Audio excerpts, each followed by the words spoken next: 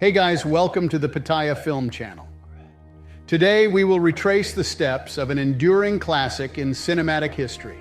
We will talk about the 2009 sci-fi thriller Inception, directed by Christopher Nolan ever since Sigmund Freud published The Interpretation of Dreams. In 1899, the study of dreams has become a hot topic in the field of psychology. The subconscious, he discovered, is considered a mirror of a truer self. Countless films and books about dreams have surfaced since then, a decade ago. When Nolan was a novice in the film industry, he began to conceive the initial frame of this story. The script was not completed until the eve of the shooting of The Dark Knight. Originally, he intended to collaborate with his old partner, Bale. But Bale had other filming plans. At the time, Nolan thought of DiCaprio, whom he liked, but had never worked with before DiCaprio. Very gracious. Agreed without even reading the script. Upon hearing it was Nolan's movie, apart from DiCaprio. There were 3 Oscar-winning actors and actresses in the movie. In addition to 4 nominees, the cast could be described as exceptionally strong. Warner Brothers saw the box office potential of Nolan and immediately secured the production and distribution rights to the movie. The choice was wise upon release. Inception received widespread acclaim and grossed $830 million worldwide. This was Nolan's first sci-fi movie, yet he proved once again with his imaginative prowess that he was one of Hollywood's best directors who could balance art and commerce. Inception, with its intricate narrative, also adhered to the methods of commercial genre films, both enjoyable and thought-provoking. This also made it his 5th work on the IMDb 250 list. This was a movie that was somewhat mentally stimulating. The reason for this effect was not due to some hard-to-understand theory. It mainly lied in Nolan's narrative technique. He integrated the basic setting of the movie into the narrative. Instead of telling the audience everything in the first 10 minutes, he revealed little by little to you. This gave the audience a sense of exploration and also increased the difficulty of understanding. At the beginning of the movie, a man was washed ashore on a beach. He saw a pair of children playing on the sand in a trance. Then he passed out. An armed guard approached and took him to a Japanese-style villa not far away. The man was brought in. Facing him was an elderly man with a face full of wrinkles. In his hand, he was fiddling with a gun found on the man and a small spinning top. The old man asked if he came to kill him. He once knew a man many years ago who also carried a spinning top with him. Suddenly, the scene transitioned. It's still the same Japanese-style room, but the two had changed their attire. The old man had become a middle-aged man. The man with a slicked-back hair sit across with his friend. His name was Cobb. He claimed to be a dream thief. In Nolan's directorial debut, Following, the protagonist's name was also Cobb. Likewise, a thief, the Japanese man was named Saito. He owned the 2nd largest energy company in the world, was a genuine super rich man. The client was selling his dream security services and saying, "For sure there are people like me who will come to your dreams to steal secrets. Hire me and you can sleep peacefully. The first step is that you must unconditionally trust me, 100%. Cobb emphasized once again that he understood his thoughts better than his wife, consultant, or anyone else. If this was a dream, there would be a safe in the dream that contains his secret. He must know what's in the safe. He hoped that the wealthy man can be completely honest. But the Japanese man ignored him. Turned around to attend the banquet, Cobb's partner Arthur said they might have been exposed. Suddenly the ground shook. The scene shifted to a small apartment. A riot was happening outside the window. Saito, Cobb, and Arthur from earlier were all sleeping with their eyes closed. A man seemed to be anxiously waiting for something. The scene shifted back to the Japanese villa. A woman appeared. She was Cobb's wife, Mal. She seemed to be there to mess things up. Seeing that the Japanese man was not hooked, Cobb had to steal from his safe. At this point, Mal intervened. A gunfight broke out between the 2 groups. Mission failed. Arthur and Cobb woke up from the small apartment one after the other. Several people controlled Saito. Cobb had no choice but to be honest with Saito, telling him he was commissioned by his competitor to steal secrets from his dreams. Now the scene transitioned to a speeding train. A few people were sleeping in their seats. A little boy looked at the time, placed a headphone on a man's head, hit the play button. The song of French singer Piaf sounded. people in the apartment also simultaneously heard the song. The rioting crowd outside the window was rapidly approaching Cobb. Seeing that pleading wasn't working, resorted to force. He pushed Saito to the ground, roaring to Saito to spill his secret. Saito, on the ground, however, suddenly burst into laughter. He touched the carpet in front of him, criticized that it was not a wool carpet at all.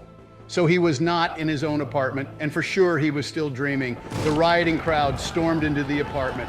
The people woke up on the train one after another. The mission had failed. They hastily retreated while Saito was still unconscious. Here it's necessary to talk about the basic settings of the movie. In the story, the dream is seen as the field that hides a person's most real intentions. It's filled with subconsciousness.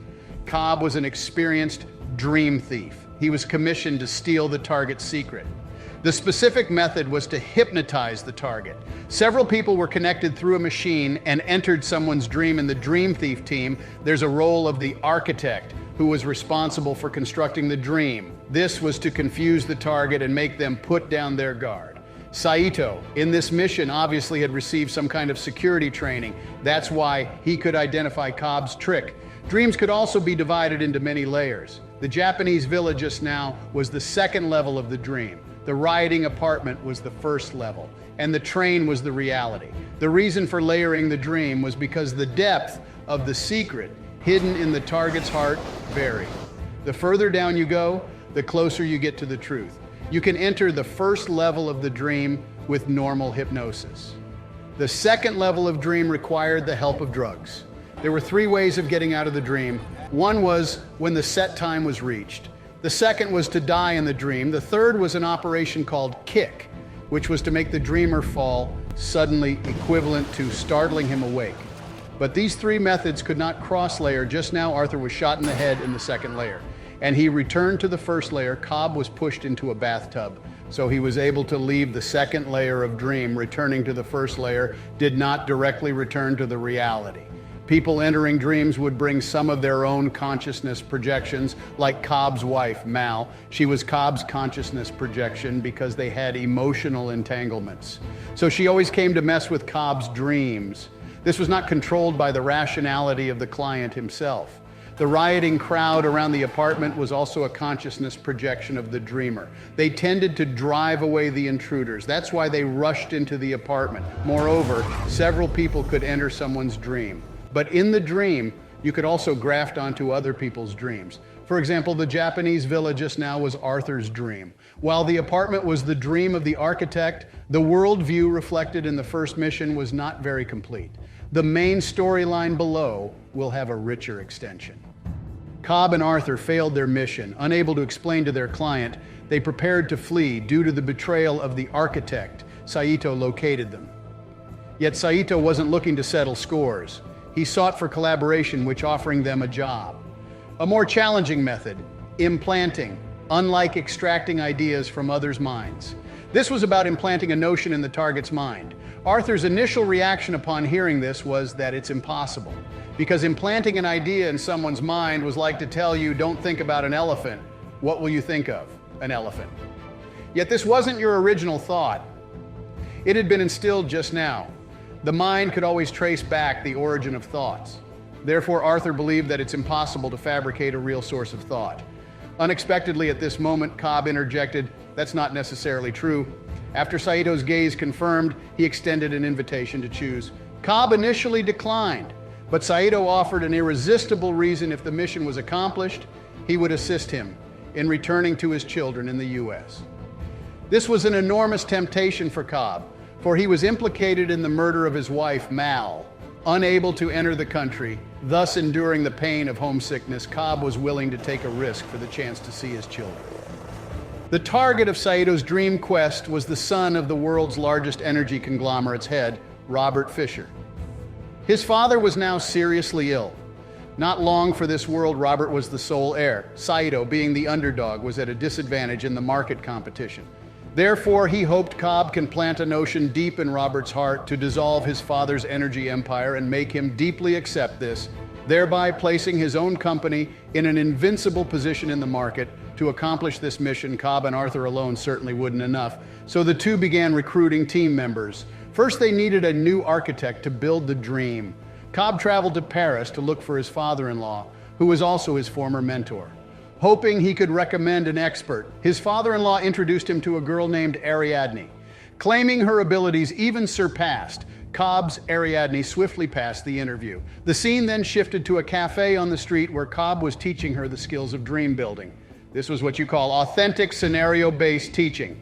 Furthermore, the several explosions in this section were all real shots by using air cannons. Nolan's reputation as a fanatic of practical effects is well deserved. Only now did Ariadne panically realizing she was currently in a dream. A tremor passed through scenes on the street, objects, the earth explosions occurred in places. Ariadne stared with mouth agape, waking up from the dream as buildings collapsed. Here a setting was revealed. Time in a dream was slower than in reality. The deeper the dream layer, the slower time went.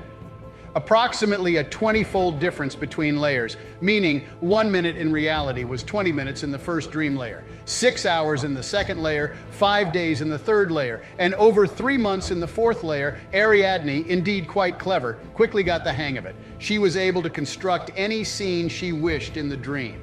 Though it must be clarified that although she built the dream, she couldn't control the projections of the consciousness of others entering the dream. So unexpected situations often arose. This time she encountered Cobb's wife, Mal. Without a word, Mal continued to make troubles, stabbing Ariadne cleanly with a knife. Mal's character may somewhat confuse viewers, but it was exactly her that made this movie's core, more than just being a sci-fi thriller. Ariadne was killed in the dream and thus woke up in the reality. She sensed that Mal was a great potential danger to the mission, considering to quit. But the job was too appealing, like God. So she returned unwillingly. Cobb was deeply secretive about his wife's situation. Here, Nolan purposely left it vague in order to set up foreshadowing for later plot. Another minor but critical detail was the totem. Each person in the team chose a small object to carry at all times, using it to determine if they were currently in a dream or not. This small object was called a totem. Arthur's totem was a specially made dice. Cobb's was that spinning top. If the spinning top spun and didn't fall, that means he was in a dream. If it fell, he was back in the reality. Arthur asked Ariadne to choose a totem of her own, for not knowing whether one was in a dream or reality could be lethal for dream thieves. The dream builder was now set. Next, they need a pretender. Cobb went to find an old acquaintance, Eames. His ability was to impersonate others in dreams to extract information from the target. Then they recruited a pharmacist. In Cobb's previous missions, he was stealing ideas from the inside out. Generally, creating 2 layers of dreams was enough. But this time they needed to plan an idea which required entering the 3rd layer of the dream. And regular drugs were not effective at this layer. They needed a powerful sedative. Cobb suggested testing it out himself. After injecting the powerful sedative, he saw a railway track. His wife, Mal, was lying on it. Then he was awakened. The sedative allowed him to directly enter his deep dreams. The effect was indeed sharp. Now the team was assembled, including Cobb, Arthur, Ariadne, Eames, and the pharmacist Saito then said he wanted to go together to verify if their implantation was successful. It's rare to see a client take the lead like this.